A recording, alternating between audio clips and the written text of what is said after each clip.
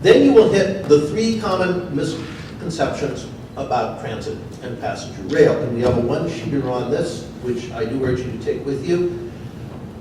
These don't just come out of thin air. These are 3 non-facts that are spread hither and yon by the libertarian transit critics. The anti-transit troubadours, as we call them, who will appear in your town right before the referendum and spew a whole lot of facts that aren't true and cause a lot of doubt. And to beat you, that's all they need to do. Because referendum politics is not like electing somebody. Referendum, all you need to do is create doubt and people vote no. You have to create certainty, which is a much harder task. Your opponents only have to generate doubt.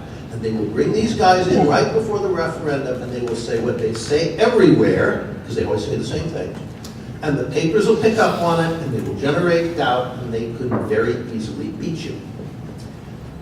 There are 3 facts, quote unquote, in particular that they have driven deep into the conservative community. The first is that the current automobile dominance is a free market outcome.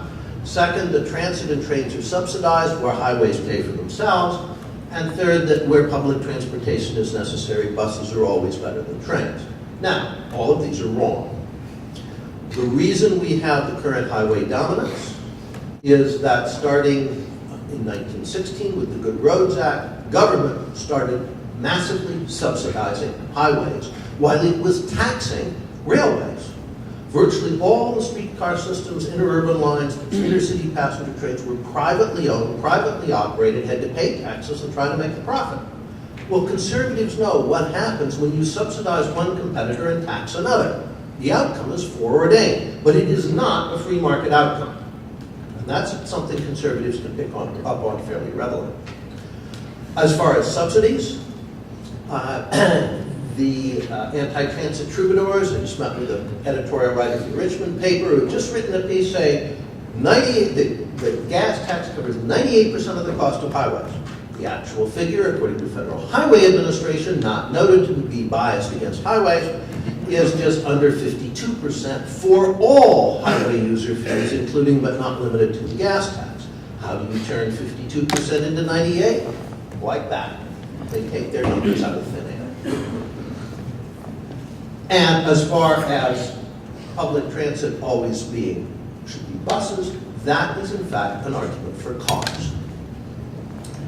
If you give people buses, if they possibly can, they will drive. And this goes back a long, long way. According to Brad Snell, the definitive historian of General Motors, 1923, Al Sloan, the chairman of GM, called a meeting of Firestone and Standard Oil and some other related companies, and he said to them, the automobile market is saturated unless we can destroy the electric railways because they provide such a high quality of service that people don't need a car.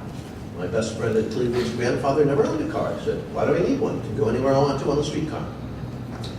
Out of that came national city lines that went around the country buying up rail systems, usually for a song because they weren't making money at that point, and bustituting them.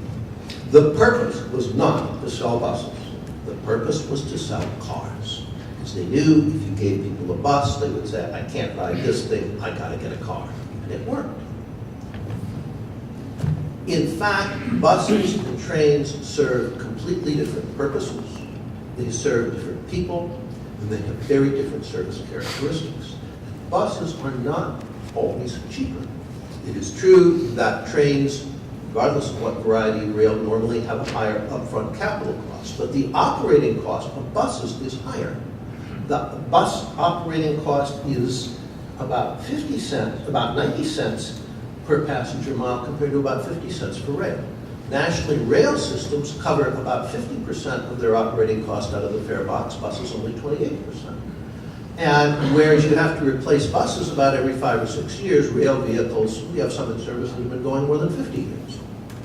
So it is not necessarily true what most conservatives think, that buses are cheaper. Any transit authority person, and you have some in the room here, will tell you that bus operating operating costs, as soon as you get a certain level of service in terms of the number of people you're carrying, become a big problem because you have a fixed ratio of seats to operator. And the biggest operating cost of any transit system is labor.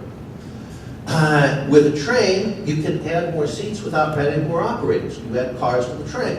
Buses can't do that. That's also why buses have seats designed for garden gnomes, not for big Americans, because they're desperately trying to cram in as many fares as possible to try to pay that operator's salary.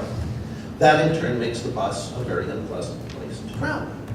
So buses and trains are not fungible, in fact. And the game that they are, again, is really a game to sell, not buses, but cars.